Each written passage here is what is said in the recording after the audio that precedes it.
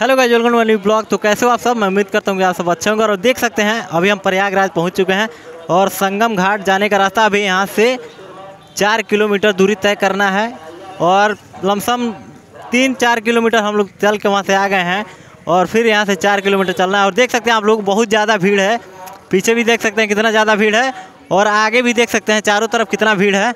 और हम पूरे फैमिली के साथ आए हैं। देखिए मेरे मामा हैं और ये कुंभ 2025 बहुत ज़्यादा भीड़ है। यहाँ पे संगम घाट चल के आपको वीडियो दिखा रहे हैं।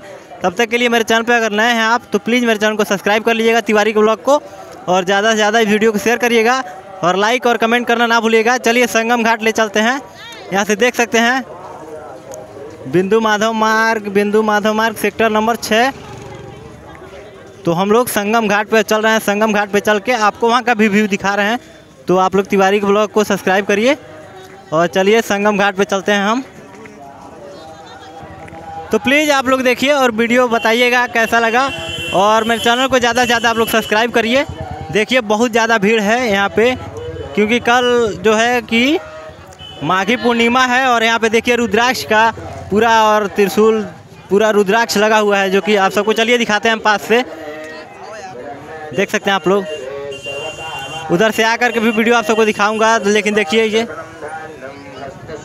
बहुत ज़्यादा यहाँ पे भीड़ है। देखिए चारों तरफ रुद्राक्ष ही रुद्राक्ष दिख रहा है। चलिए चलते हैं आगे।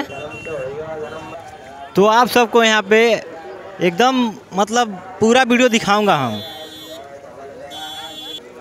कुंभ में बहुत ज़्यादा भीड़ है और जो लोग बोल रहे हैं कि 10 किलोमीटर पैदल चलना है, 11 किलोमीटर चलना तो है भाई। हम भी झूठ मान रहे थे, लेकिन यहाँ पे आने के बाद पता चला कि 11-12 किलोमीटर यहाँ पे पैदल चलना पड़ रहा है। लेकिन व्यवस्था सही है सब। यहाँ पे आप देख सकते हैं ये पुल बनाया गया है दोनों तरफ से और ये छोटी गंगा नाला है।